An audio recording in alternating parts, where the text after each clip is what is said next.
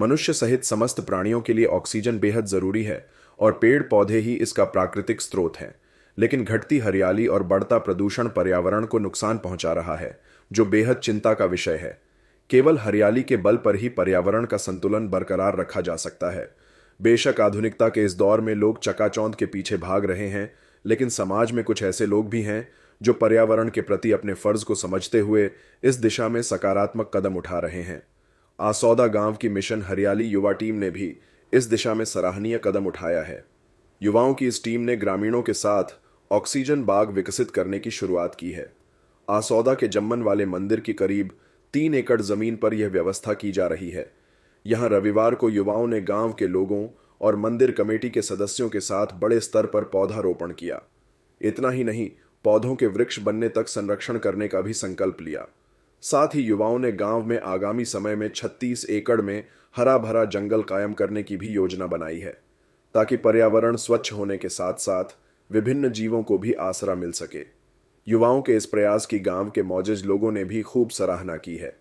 वहीं भाजपा नेता रविंद्र बराही, एडवोकेट बलवीर सिंह सहित अन्य लोगों ने भी पौधारोपण करते हुए हरियाली को आज के वक्त की बड़ी जरूरत बताया है।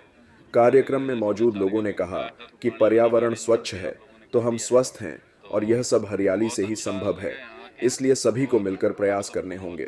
और ये जो मेरे गांव के युवा हैं, मातृशक्ति हैं, ये पूरे 3 एकड़ में आज ऑक्सीजन बाग लगाने का पवित्र कार्य किया गया है। मिशन हरियाली युवा टीम लगभग 5 से 7 साल से इस कार्य में लगी हुई है। हमारे युवाओं का पूरा सहयोग रहता है उसमें, क्योंकि हम दिन रात कार्य करते हैं गांव में। कभी 10 पेड़ लगाते हैं, कभी 20 पेड़, क्योंकि हम पेड़ों की संख्या नहीं बढ़ाते, हम पेड़ों को बड़ा करके दिखाते हैं। हमारा एक ही लक्ष्य है कि हमारा गांव, समाज, राष्ट्र हरा भरा हरियाली वाला प्रदेश हो।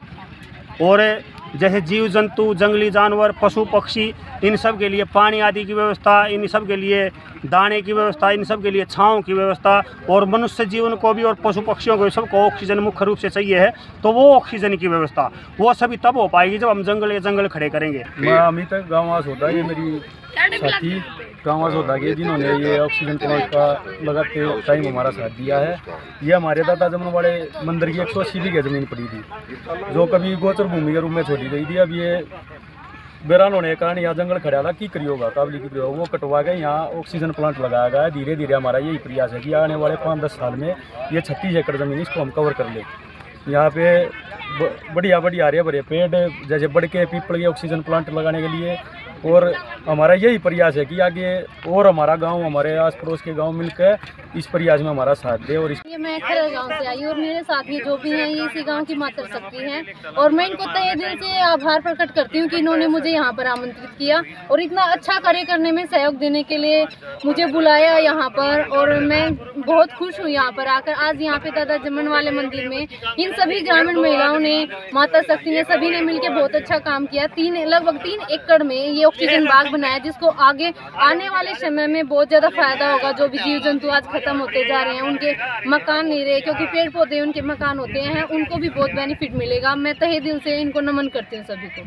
ये जो पर्यावरण का जो दिवस मनाया गया है, आज हमने ऑक्सीजन प्लांट का हमारे नवयुवक टीम ने आसौदा की ने ये जो तैयारियां की हैं, काफ़ी दिन से इस तैयारी में लगे हुए थे।